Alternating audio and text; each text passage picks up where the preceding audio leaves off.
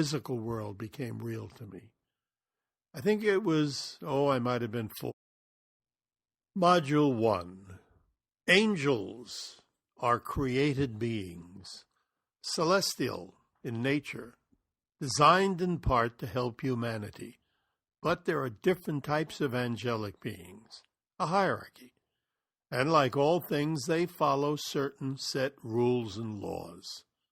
But before I get into that, allow me to take you back in time, back to the year 1929, a long time ago. I had just turned 2 years of age. My grandmother, I recall, was calling me from the parlor where I usually played. "Beryl, come here." I'm translating as my grandmother didn't speak English. She had emigrated from Eastern Europe and had settled in on East 22nd Street in Brooklyn, New York. I knew my name was Burton, as that was how my mother and aunt addressed me. I just thought that grandmothers were different. To her, I was Beryl. My earliest memory is my telling her that I was busy playing with my 5 companions, cherubs. I had no idea my companions were angels. How could I?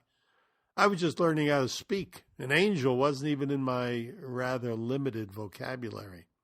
I'm not even sure I had a vocabulary at the time. I do remember my 5 playmates, though. They were as real to me as my friends of today are. They didn't have names, as I recall. But whenever I was alone, either in the parlor or sometimes the bedroom or even the bathroom, there they were.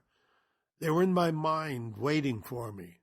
But at the time, I really didn't know the difference between a mental companion and a reality friend. It was all the same to me.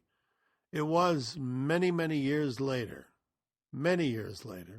that I discovered they were my guardian angels. They disappeared just about the time I became aware of my surroundings, that the physical world became real to me. I think it was, I might have been 4 or 5 years of age. I can't say. Nor can I say that I missed them. It just never entered my mind. But I can visualize my unseen guides now almost as vividly as I did then. The only difference being that then they were as real as reality is today. But now they're just in my mind. Esther Hicks of the Abraham Hicks Organization calls those unseen guides and tutors a source energy, and that ancient homily, "Asking ye shall receive," is updated to "Summon it, and it will come." Abraham calls what I would call angels a group of non-physical entities. And, of course, non-physical entity would most aptly describe an angel. Doreen Virtue calls her group of angels, angels.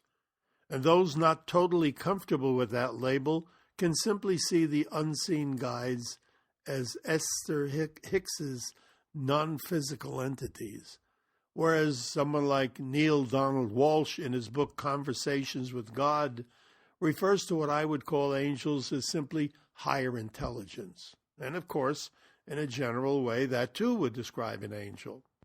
Jane Roberts, who I greatly admire, but who unfortunately has left the physical state, she channeled a personality I would call an angel, who called himself Seth. Also in the Seth material, an angel could be seen as one's oversoul. That being said, allow me to offer a few of my thoughts on channeling. I recall a time one of my students, Dr. Eugene Jusick, a medical doctor who specializes in hypnosis and author of Reaching for the Oversoul, a book about one of his patients, he was channeling an entity who called himself Yan Sulu, Wan Sulu. Dr. Jusick, or Gene as I call him, was and is a good friend. He invited me to hear the channeling process. Gene lived in Encino at the time, whereas I was in the next town of Tarzana. I must admit to being mightily impressed by the information coming out of his patient, Charles Roberts. The material that Gene got out of Roberts while he was deep in trance seemed to be beyond Charles's capacity to know. And like Seth, Juan Sulu expounded reams of material far beyond the capacity of his host. I decided to explore this business of channeling a non-physical entity. At the time, I was a trainer of hypnotists. I had plenty of subjects with whom I could experiment. And as I had a training class every other month, there was the opportunity to receive a lot of important material. It appeared that most people could do channeling, giving the proper guidance. My method, similar to Dr. Jussick's, was to simply put a person in a deep hypnotic trance and ask them to bring forward the wisest soul available. And soon the subject would speak, usually in a voice other than their own. And out would come startling information. I offered classes in channeling during the 90s in Switzerland, Holland, France, the UK, Greece, with a few notable classes in Ohio, New York, Chicago, Florida, Texas, and California. Channeling always surprised me, and I decided to investigate further. Finally, it became clear. Channeling was one of the means angels could speak through their host. However, channeling isn't the only means of communicating with your unseen guides. As I'll show you later in the program, there is a way you can actually meet your guides and communicate with them directly. But let me tell you now about an interesting time. It was the day I was working out some more of the quantum jumping concepts and how to use them more effectively. I thought that I'd do a quantum jump to a universe where I could see my angels. Now, there are an infinity of universes, and all things are possible in one of those universes, so that part was simple. And as it was the mental universe that I was visiting, I was utilizing the first principle of Hermes, that of mentalism, where we're told that the universe is mental. The way to touch the varieties of universes is through mental means. And I chose a quantum jump to manifest my desire to view a variety of angels in the greater universe, or multiverse, as some scientists would call it. And one of those limitless places was a universe where angels were visible. And so I soon found myself in a duplicate universe with my twin self, or doppelganger, in a doppelganger world. A twin world, with only one exception from this one. I had the ability to see not only my angels, but others as well. Now, I wasn't exactly testing out the angel concept, but the thought did come to me that maybe I could use the quantum jumping technique that I was always working on improving to visit a universe where I could actually see my angels. Now, as I said, all this is on the mental plane, and so I thought that in satisfying my curiosity, I'd gather more information. So, jumping through the doorway, or I should say more accurately, stepping through it, as I've long ago just stepped through, although many students of quantum jumping do actually jump over the threshold. Anyway, after stepping through the doorway, I found myself seated in my living room, where I actually was, and there in front of me, smiling, was an angel, my angel. My body was in deep meditation, but my mind was flowing in another universe through the mystery of mental imagery and imagination. In the universe I jumped into, angels were visible, and I have to say it was confusing. Wherever I looked, I saw angels. Even my dog, a mini schnauzer named Baby, had his own little dog angel hovering near him. I walked along the street, and everyone had an accompanying angel that they occasionally spoke with. I shortly found out that every angel on the planet knew everything that happened to every other angel. What my angel knew, every other angel knew as well. As everyone was aware of this, the world was different. It was pretty different. Just imagine if you were aware that everything you did was noted by an angelic host of billions of angels as soon as you did it. I call that one my angelic jump, and the universe and world was my angelic world. No wars here. Not when every angel became aware immediately of the thought of war. In my angelic world, there were no religions as we know them either. Everyone was aware of their celestial guardians, just as everyone was aware of a creator and the supreme being. There were no churches, there were no temples, no places to worship, as everyone carried their temples with them. There were no beliefs in the spiritual world, as everyone knew it existed. When you know, there's no reason to believe. It's a fact. There were no sadists, no masochists, no warmongers, no troublemakers of any sort on Angel World. Angels do not have the ability of recreating themselves, but they do understand the human and animal methods of recreation, of course. And so every human, when the time comes, has a curtain of privacy that angels do not intrude upon, unless they're invited to do so. In Angel World, people do eat meat, but the animals that are available, each with their own basic angel, they know that their function is to merge their consciousness with the human consciousness at a certain period, and they fully accept that role. Animals are treated with respect and kindness until the time they're mercifully put to rest, with their bodies creating sustenance for the highest form of consciousness, the human. There are businesses and governments and salespeople and politicians on Angel World, but it's unique in that there's no lying. And so exaggeration takes the place of untruths, and metaphors abound.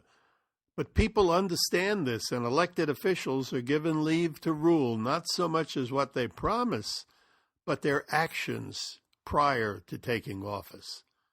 These are just very general descriptions of Angel World. If it seems like a heavenly universe, it's pretty close. But there are also polarization worlds where the opposite is true. And although there are angels there as well, they're invisible to all. And in those worlds, there are wars, rumors of wars, lying, deceit, and general turmoil.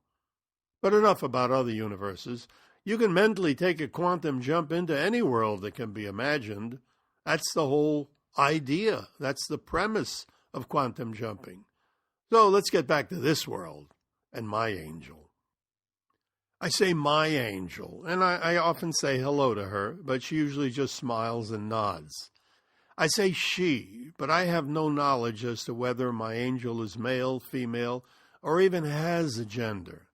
I believe that angels have no gender. They don't reproduce. They don't require gender. But I will refer to her as a she.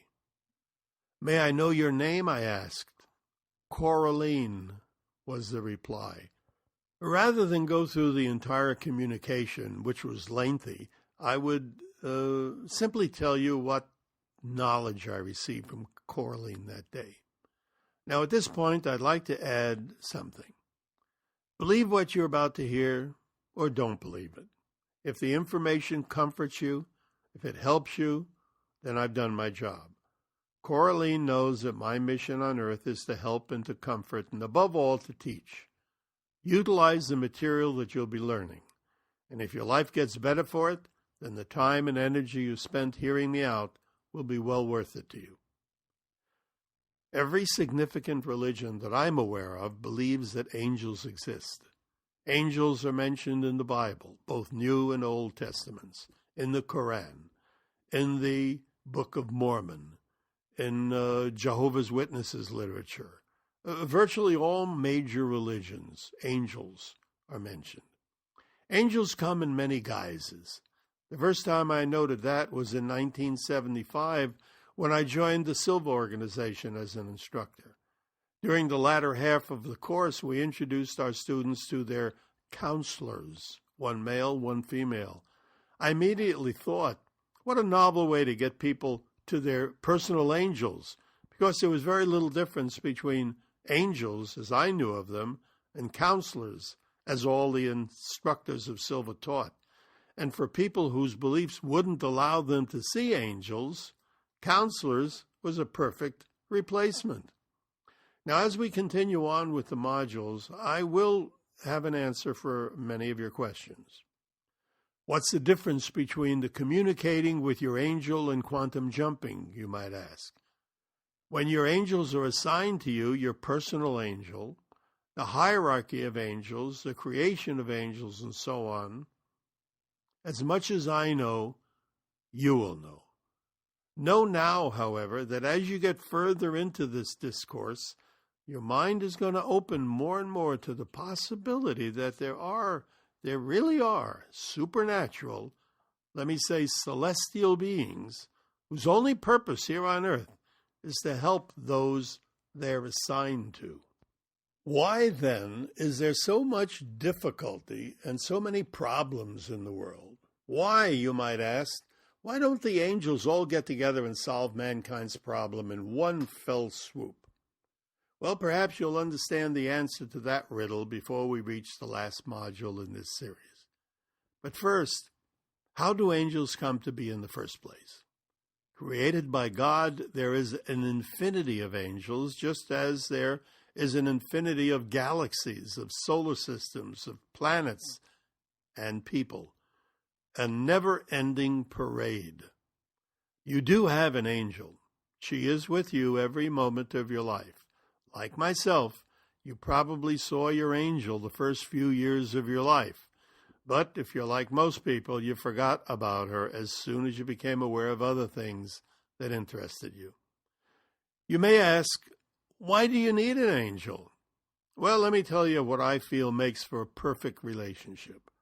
A good relationship is a filling of needs.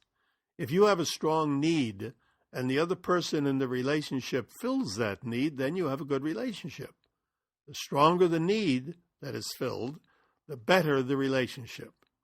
I want a good relationship with the inspirational side of me.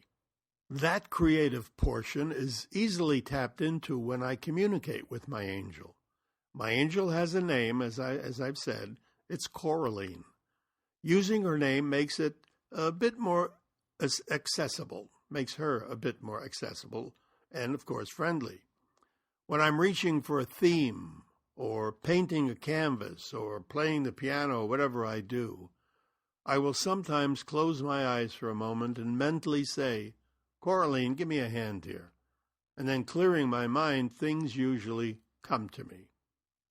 And if you don't believe in angels, it doesn't matter. I know that some of you may have been raised to believe that there's no such thing as angels. And when I say it doesn't really matter, what I mean is that it's the result that matters. You'll hear me say it again and again. If it works, use it. Maybe there are no such things as angels. Maybe it's just wishful thinking, and we're talking to ourselves, our inner consciousness. Maybe. But then again, maybe not. I feel more comfortable believing that angels exist. And if some people don't believe and won't use our techniques, then it just makes it a bit more difficult for them to communicate with their angels, except when deeply asleep or dreaming. A belief that they exist, even a minor belief, will open a channel, and you will get a message occasionally, usually as an inspirational thought. Now, as I said, angels do not have physical bodies, but they are definitely beings of a spiritual nature, invisible to you, yet they are totally visible to themselves, and you are, of course, totally visible to them.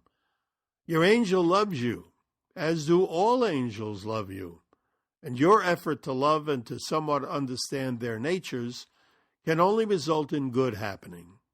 However, one doesn't worship angels. They're servants, as are you, and commanded only to worship God. Angels do not judge or accuse, no matter what the cause. And although superior to the human race in spiritual status, they never, ever judge the human race. Is where our free will comes in. It wouldn't be free if we were constantly being judged all the time and condemned all the time. Free will is just that.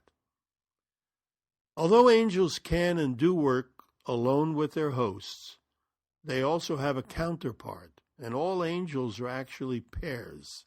Not male and female, as they have no gender. One angel is positive, the other negative, but don't think this means good and bad. It's simply a polarization that fulfills the universal law of gender that requires a positive and negative in all things, save the Creator himself. When you've taken it upon yourself to seek out and to work with your angelic counterpart, you will have taken a giant step toward the crystallization of your spiritual being and becoming. Working with your angel is really a simple thing, having as its first component the desire to do so. Often easiest in meditation, I will help you in this first step with the meditation on the third module of this series. In meditation, you're totally concentrative with the normal minutiae of the world at bay, and only one thought comes in.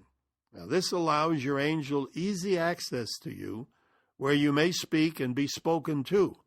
However, like all things, the more you practice speaking to your angel, the easier it becomes until, hopefully, as it is with me, it becomes second nature for you. And in a moment, with your next module, I'll get into it a little bit deeper. But for now, just relax and think about the words that you just heard.